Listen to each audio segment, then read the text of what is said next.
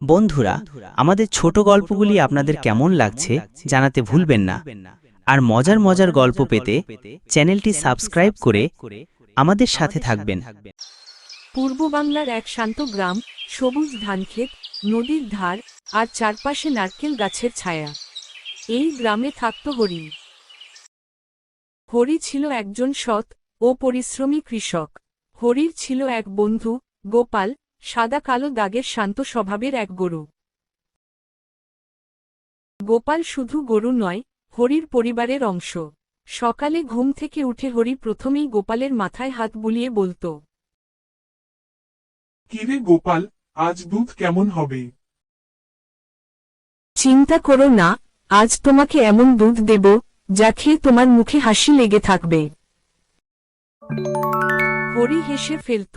গোপাল যদিও মানুষের ভাষা বলতে পারত, তবু হরি তার চোখের ভাষা বুঝে ফেলত। একদিন সকালে হরি গোপালকে নিয়ে কাছের জঙ্গলে গেল ঘাস কাটতে। সেই জঙ্গল একটু গভীর, আর গ্রামবাসীরা বলে সেখানে নাকি এক ভয়ঙ্কর বাঘ থাকে।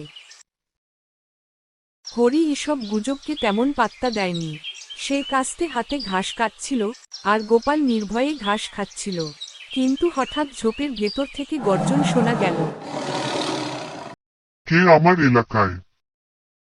হরি চমকে উঠল। চোখ তুলে দেখল, এক বিশাল, লালচে কমলা গায়ের বাঘ, যার চোখ দুটো তামাটে রঙের, দাঁত যেন তলোয়ার। মা গো, এ তো সত্যি সত্যি বাঘ। হরি, পালাবে না, দাঁড়াও। ওহ, এ কি দেখি, এক মানুষ আর তার গরু। আজ তো আমার দুপুরের মেনু ঠিক হয়ে গেল। দেখো বাঘ ভাই, আমরা এখানে খেতে আসিনি, ঘাস কাটতে এসেছি। গরু, তুই আমায় ভাই বলছিস? আমি কি তোর আত্মীয় নাকি? আমি রুদ্র, এই জঙ্গলের রাজা। হরি ভয় পেলেও বুঝতে পারল, রুদ্র তাদের সঙ্গে কথা বলছে, মানে সঙ্গে সঙ্গে আক্রমণ করছে না। সে ধীরে ধীরে বলল, দেখো রুদ্র, আমি গরিব কৃষক।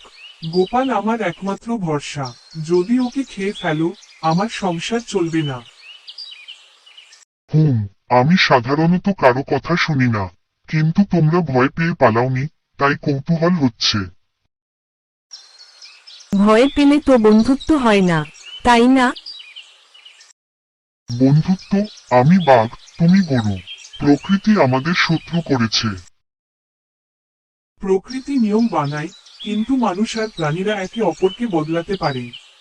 যদি চাও, আমরা তিনজন বন্ধু হতে পারি। ঠিক আছে, আমি তোমাদের আজ ছেড়ে দিচ্ছি। কিন্তু শর্ত আছে, আমাদের প্রতিদিন দেখা হবে, আর তোমরা আমার জন্য কিছু গল্প বলবে। গল্প? আমি তো দারুণ গল্প বলতে পারি।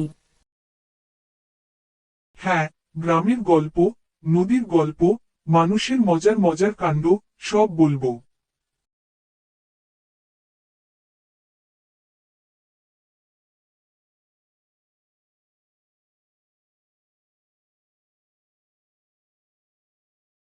এভাবেই প্রতিদিন বিকেলে হরি আর গোপাল জঙ্গলের ধারে যেত, আর রুদ্র অপেক্ষা করত। তারা গল্প করত, হাসত, আর একে অপরের সঙ্গে কথা বলে সময় কাটাত তারা। তবে গ্রামের লোকেরা টের পেতে শুরু করল, হরি নাকি বাঘের সঙ্গে মেলামেশা করছে। সবাই ভয় পেল।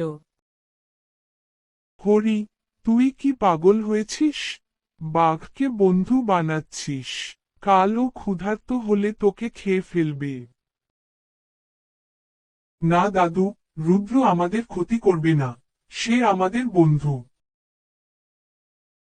কেউ বিশ্বাস করল না। অনেকে পরিকল্পনা করল বাঘটাকে মেরে ফেলার। একদিন রাতে ভয়ঙ্কর ঝড় হল। বজ্রপাত, বৃষ্টি আর কালবৈশাখী, সব মিলে গ্রাম কেঁপে উঠল। সেই রাতে কিছু ডাকাত গ্রামে ঢুকল। তাদের লক্ষ্য ছিল হরির বাড়ি, কারণ তারা জানত হরির কাছে একটা ভালো গরু আছে।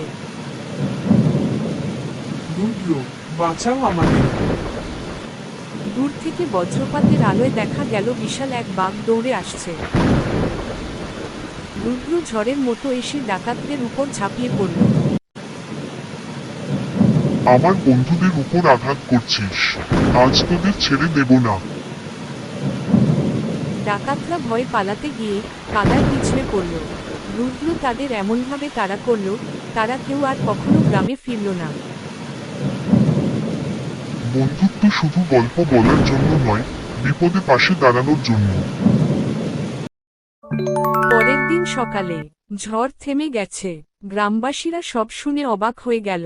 তারা বুঝল, রুদ্র কোনো রক্তপিপাসু দানব নয়, বরং এক সত্যিকারের বন্ধু।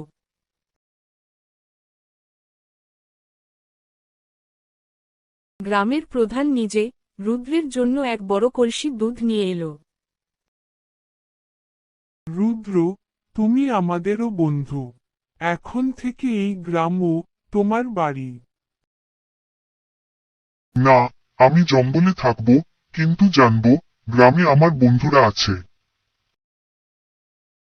দিন গড়িয়ে বছর কেটে গেল। হরি, গোপাল আর রুদ্র, এই তিন অসম্ভব সঙ্গী গ্রাম আর জঙ্গলের গল্পে কিংবদন্তি হয়ে গেল। বিকেলের রোদে ধানক্ষেতের ধারে দেখা যেত একজন কৃষক, তার গরু আর এক বাঘ বসে হাসছে, গল্প করছে। রুদ্র, তুমি কি জানো, গরু, বাঘ আর মানুষ মিলে বন্ধুত্বের গল্প কেউ নাকি বিশ্বাস করে না? তাতে কি, আমাদের বন্ধুত্ব সত্যি হলেই হলো। হ্যাঁ, কারণ সত্যিকারের বন্ধুত্বে ভয় থাকে না, শুধু বিশ্বাস থাকে।